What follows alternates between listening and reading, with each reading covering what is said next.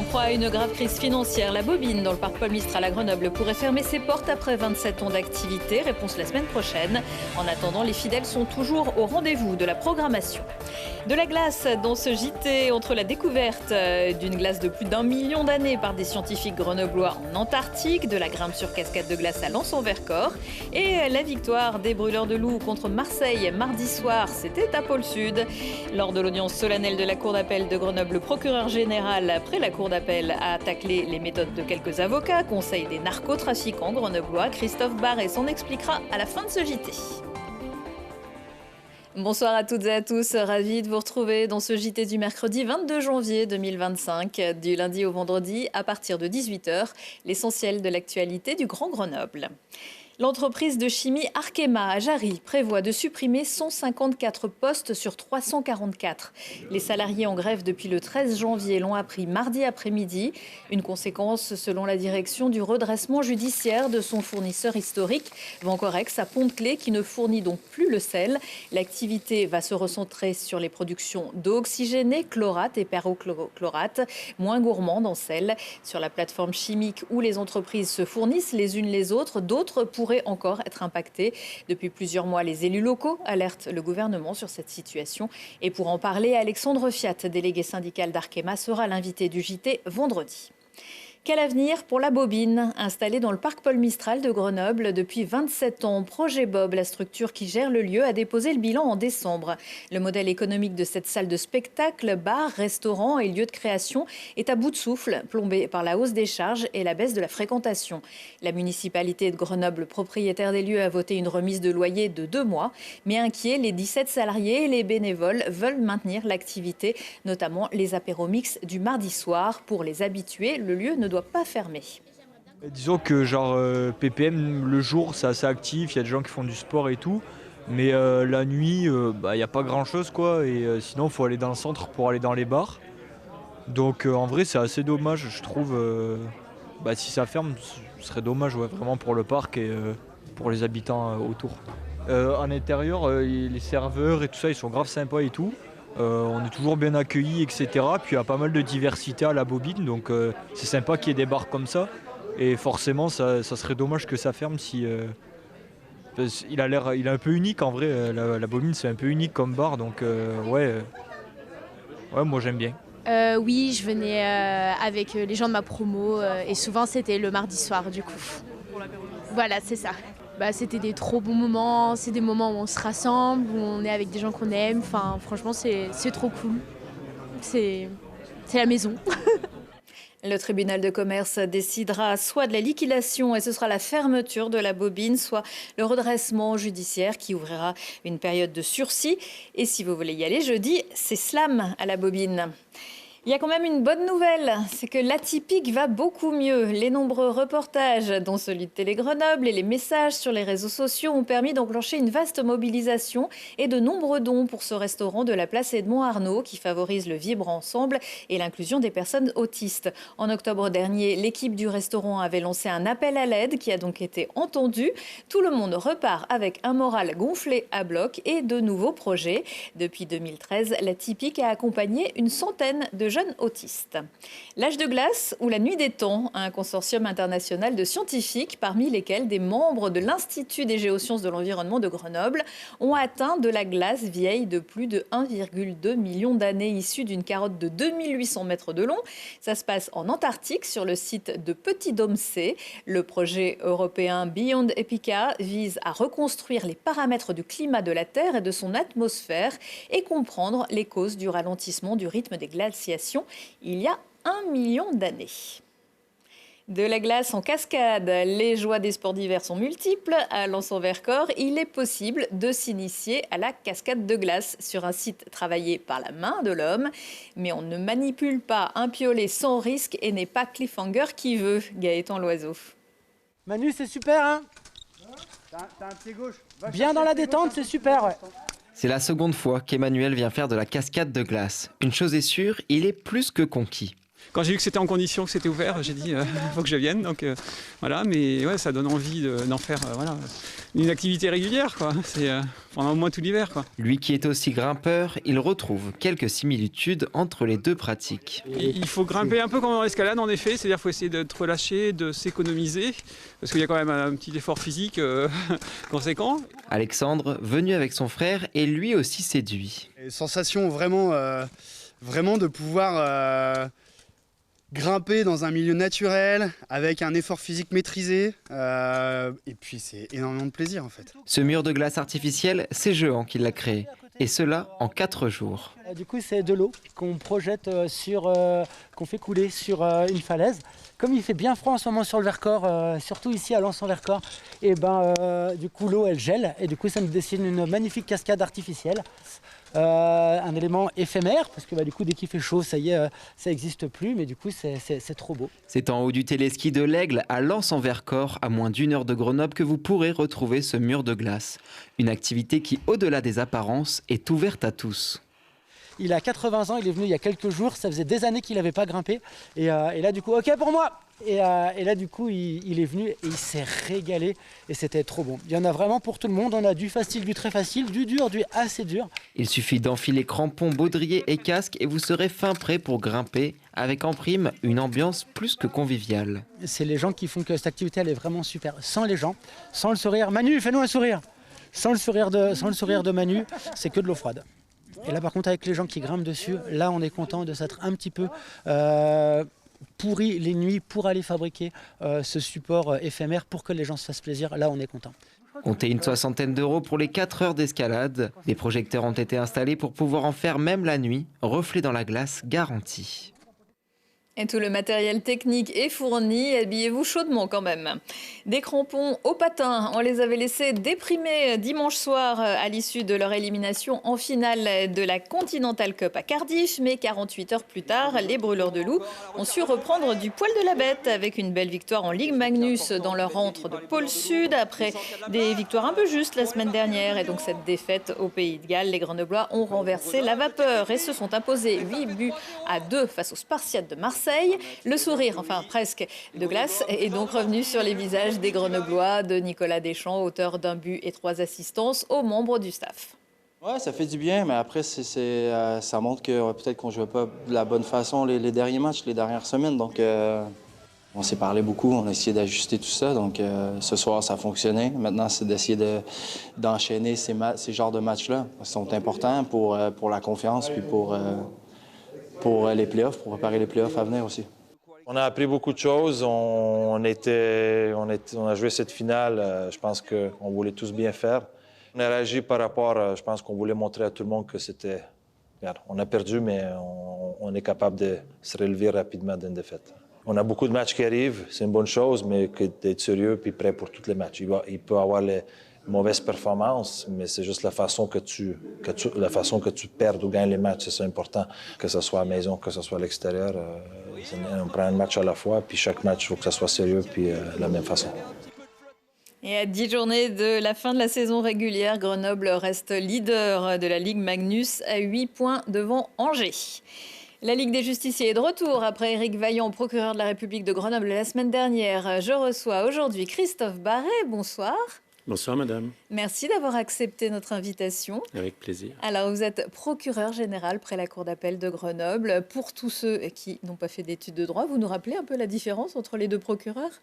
Alors le procureur général va exercer ses missions sur un ressort qui est celui des 3 départements pour Grenoble, de l'Isère, la Drôme et les Hautes-Alpes.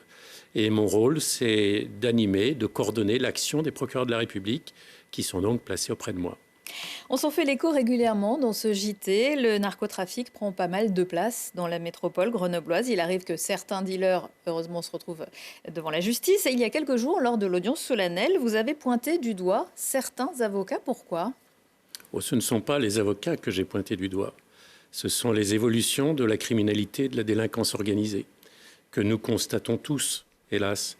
Et je vous renvoie notamment à ce qu'a écrit la commission d'enquête du Sénat sur ce qu'on appelle maintenant le narcotrafic. Oui, d'ailleurs, il y a des élus grenoblois qui ont été auditionnés pour cette conférence. Absolument. Et vous le savez, Grenoble fait partie des des endroits dans lesquels la situation est préoccupante. Il n'y a pas que Grenoble dans le ressort, il y a également Valence et le Nord-Isère aussi. Sur ces éléments de constat, ils sont assez simples. Il y a 2 évolutions majeures. La première, c'est qu'on a une intensification de la violence, notamment à travers les règlements de compte, mais aussi à travers des menaces qui sont de plus en plus répandues et de plus en plus fortes à l'égard des magistrats, des enquêteurs, des avocats, des experts, de l'administration pénitentiaire, y compris dans le ressort. Vous vous souvenez peut-être, il y a quelques semaines, d'une attaque qui a été menée contre la prison de Valence, avec une voiture qui a été incendiée devant la porte.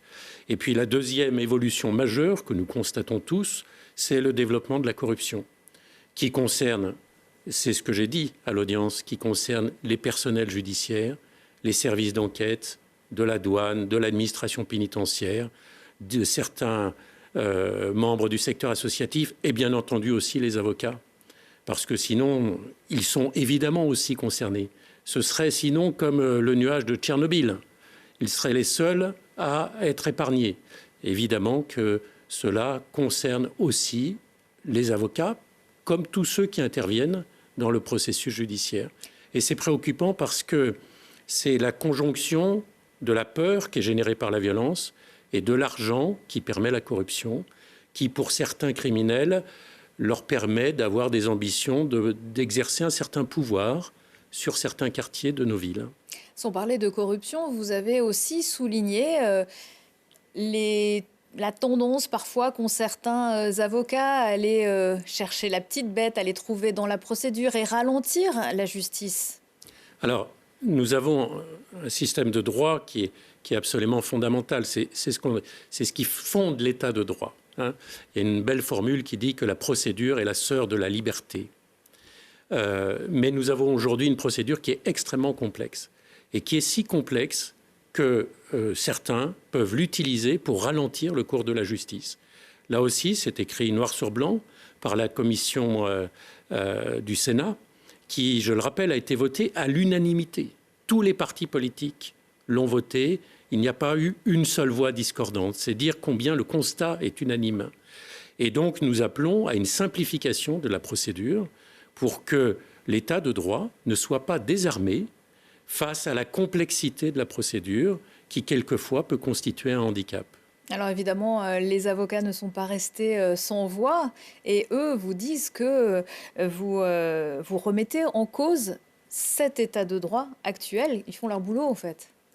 Bien sûr qu'ils font leur boulot et ils sont absolument nécessaires. Les avocats, je les qualifie de contradicteurs sacrés. Mais ça ne veut pas dire qu'il faut que l'état de droit soit désarmé. Et lorsque vous avez une procédure qui est tellement complexe qu'elle finit par paralyser certaines procédures et que certains, ils sont une toute petite minorité, mais certains mal intentionnés, je ne parle pas du ressort en particulier, hein. Pour moi le ressort ce sont les 3 départements.